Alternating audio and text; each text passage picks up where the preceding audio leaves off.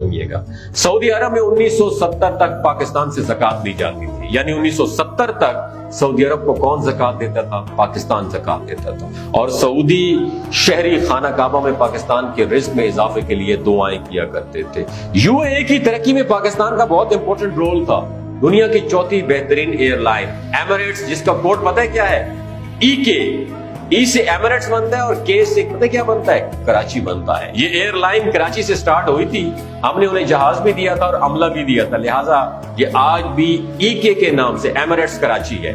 माल्टा एक ऐसा मुल्क है जिसके बच्चों के सिलेबस में पीआईए का पूरा बाब है। सिंगापुर एयरलाइन और पोर्ट दोनों पाकिस्तानियों ने बनाए थे। इंडोनेशिया और मलेशिया के अशराफिया के बच्चे कहां पढ़ते थे? पाकिस्तान में पढ़ने आते थे। मलेशिया का आइन किसने बनाया था? पाकिस्तानी वकला ने बनाया था। जनूबी कोरिया की ग्रोथ में महबूब उल हक के 5 साला पाकिस्तानी मंसूबे का अहम रोल अदा किया हमने। भारत 1990 की दहाई में पाकिस्तान से क्या खरीदता था? बिजली खरीदता था। और मनमोहन सिंह ने शाइनिंग इंडिया का पूरा मंसूबा किससे लिया था? पाकिस्तान से लिया था। दुनिया की 3 बड़ी इंजीनियरिंग फर्म्स ने 1960 की दहाई में कंसोर्शियम बनाकर मंगला डैम की कॉपी की थी। और हार्वर्ड यूनिवर्सिटी की इंजीनियरिंग क्लास के तालिब इल्म जहाज भर की स्टडी और मुशाहिदे के लिए कहां आते थे? मंगला आते थे। इस मंसूबे को देखकर हैरानगी से देखते थे। मुस्लिम दुनिया के 27 मुल्कों के फौजी अफसरान पाकिस्तानी अकेडमियों में ट्रेनिंग लेने के लिए आते और बाद अज़ां अपने अपने मुल्कों में आर्मी चीफ बने। यूएई के फरमारवा ज़ैद बिन सुल्तान अल नहयान 1970 की दिहाई तक पाकिस्तान के दौरे पर आते थे। उनका इस्तकबाल कौन करता था?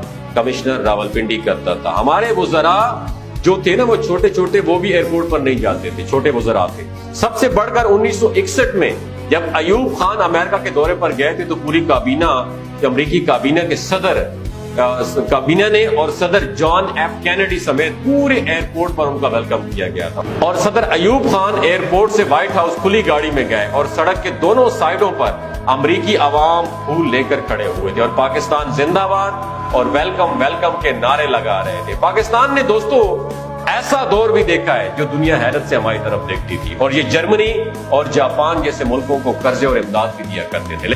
लेकिन अफसोस, सद अफसोस दोस्तों, जिस मुल्क में आप रहते हैं, मैं रहता हूं, ऐसा दौर भी आया जिसमें हम $1 अरब के लिए दुनिया के दरवाजे पर बेकारी बनकर खड़े हुए और दुनिया हमें नफरत से देख रही है। कि एक वक्त था जब आप वीजे के बगैर पूरी दुनिया में सफर कर सकते थे, अब वक्त ऐसा भी आया है जब हमें अफगानिस्तान के वीजे के लिए कतारों में खड़ा होना पड़ता है। ऐसा क्यों है? हमने कभी ऐसा सोचा है? हमें मानना पड़ेगा कि हमने बड़ी मेहनत और जदोजहद से इस मुल्क के पाकिस्तान को बर्बाद किया है। हमने इसकी वकार और इज्जत को एड़ी चोटी का जोर लगाकर मिट्टी में मिला दिया। मगर सवाल फिर वही है कि हमारे पास वापसी की कोई गुंजाइश है? मेरे पाकिस्तानियों, आप बताओ, क्या कोई गुंजाइश है जिस दहाने पर हम खड़े हुए हैं? तो मेरा जवाब है जी, बिल्कुल है। अभी वक्त हाथ से नहीं निकला। हम ताहाल एक कौम है और हमारा जोग्राफिया भी बहाल है। लिहाजा अगर हम अभी नींद से, ख्वाबे गफलत से जाग उठे, अपने हाल पर रहम करें, तो हम 10-20 बरसों में दोबारा उस लेवल पर आ सकते हैं जिस पर हम दूसरे मुल्कों को अमदाद और कर्ज दिया करते थे। लेकिन उसके लिए हमें चंद बड़े फैसले करना होंगे। तो पता है फैसले कौन से हैं? दिमाग की खिड़कियों को खोल के सुनिएगा। हमें सबसे पहले सियासी इंजीनियरिंग बंद करना होगी। मुल्क में 5 साल बाद इलेक्शन हो और free and fair election, establishment election खुदा का नाम मैनेज ना करें। किसी ओहदेदार को, सिविलियन हो या मिलिट्री हो, कोई एक्सटेंशन ना दी जाए। कोई भी सियासतदान 2 या हद 3 से ज्यादा मुल्क का वजीर आजम ना बन सके। मुल्क को फ्रेंडली, बिजनेस फ्रेंडली बनाया जाए। कोई भी शहरी या कोई भी गैर मुल्की मुल्क में इस मुल्क में कंपनी खोलना चाहे तो वो खोल सके और कारोबार कर सके, और हुकूमत उसे 5 साल तक टैक्स की छूट दे। हम फौरी तौर पर आबादी कंट्रोल करें। 30 साल की उम्र तक तमाम लोगों को हुनरमंद बनाएं। मुल्क में कोई शख्स बेहुनर और बेरोजगार ना हो। काम को लाजमी करार दिया जाए और जो शख्स काम ना करे, पुलिस उसे गिरफ्तार करे और अपनी निगरानी में उसे काम पर छोड़ के आए और उसकी आधी तनख्वाह सरकार खुद जब्त कर ले।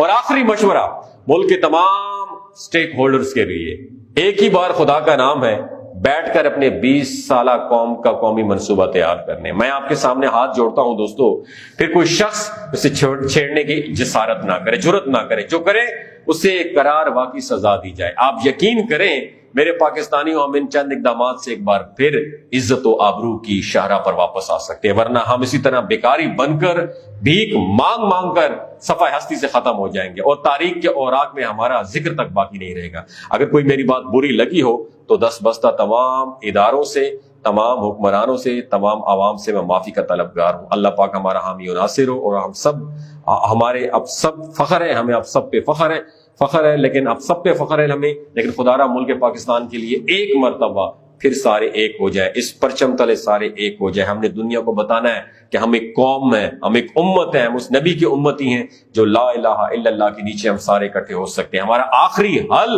لا الہ الا اللہ۔ بہت شکریہ۔ اگر آپ کو یہ ویڈیو اچھی لگی ضرور شیئر کیجیے گا۔ اپنا اور اپنے ساتھ رشتوں کا خیال رکھیے۔ اللہ حافظ۔